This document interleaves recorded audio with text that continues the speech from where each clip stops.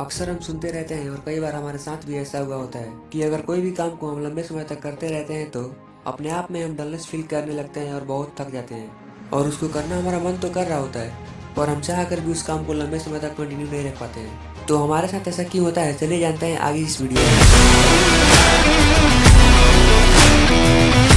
अगर असल में देखा जाए तो जो भी हम काम करते हैं, जैसे कि आप स्टूडेंट हो तो स्टडी करते हो और किसी ऑफिस का एम्प्लॉय हो तो आप उसमें काम करते हो, तो ये प्रॉब्लम हर किसी की लाइफ में है, चाहे वो कोई स्टूडेंट हो, चाहे कोई ऑफिस का एम्प्लॉय हो, चाहे वो नेशनल या international singer, actor, footballer, cricketer कोई भी क्यों ना हो, वो भी अपने एक्टिविटी को लॉन्ग टाइम तक परफॉर्म नहीं कर सकते हैं।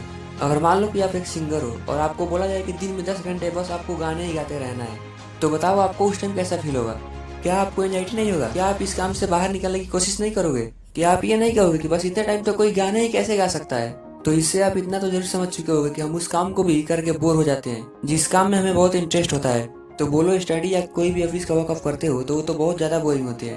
तो आप कैसे ये सोच सकते हो कि मैं इस काम को बिना थके ही बहुत देर तक कर सकता हूँ?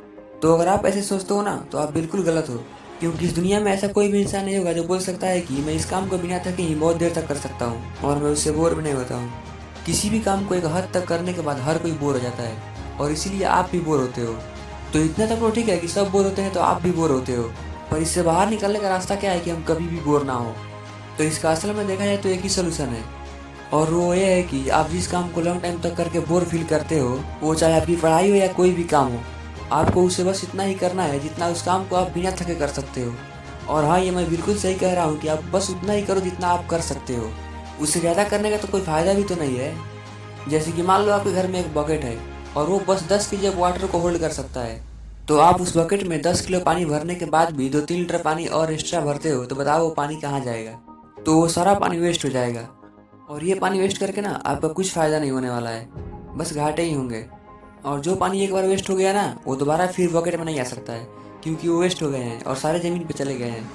तो बिल्कुल हमारा माइंड भी कुछ ऐसे ही काम करता है। इससे मैं ये नहीं बोल रहा हूँ कि हमारा माइंड का कुछ लिमिटेड स्टोरेज कैपेसिटी होता है, पर यह भी थक जाता है और थकान के बाद ये बिल्कुल उस पानी के बाल्टी की तरह ही काम करना लग जाता है।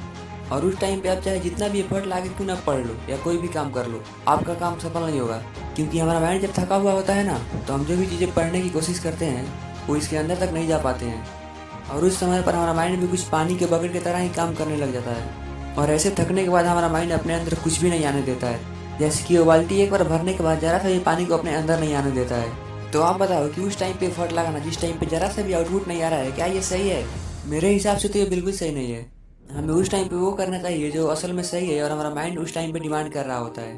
और वो सब चीज़ों में आपका नींद हो सकता है, कोई म्यूजिक सुनना हो सकता है, या किसी भी प्रकार के आप आउटडोर गेम खेल सकते हैं। और ये सब चीज़ें होते हैं जो आपके माइंड के रिफ्रेश करते हैं उस समय पर जिस समय पर आप बहुत ही थक चुके होते हैं। और ऐसे रिफ्रेशमेंट के बाद आप सेम काम को, चाहे वो आपका स्टडी हो या कोई भी वर्क हो, आप उसे रीस्टार्ट कर सकते हो और ऐसे उस काम को दोबारा करने में आपको कोई भी किस्म का प्रॉब्लम नहीं फेस करना होगा। तो आई होप आपको ये वीडियो पसंद आया होगा। पसंद आया तो लाइक ज़रूर करना और वीडियो कैसे लगा कमेंट करके जरूर बताना। Thank you so much for watching. Bye.